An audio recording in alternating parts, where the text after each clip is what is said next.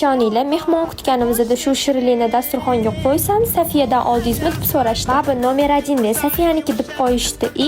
Buni men o'zim tayyorladim desam, hayron qolib retseptini so'rashdi. Menimcha bu retseptni sizlar ham qidirib yuribsizlar deb o'ylab, srazu retseptini olishga kirishib ketdim. Bitta idishimizga tuxum, shakar, qaymoqni solib mikser qilamiz. Ikkinchi idishimizga xona haroratida turgan sariyog'ni qo'shib mikserlaymiz. Ikkita massamizni bitta idishga solamiz, sodaga uksus qo'shib aralashtiramiz. Un solib yumshoqqina xamir tayyorlaymiz. Xamirni tindirib o'tirish shart emas, srazu nachinkasini boshlaymiz.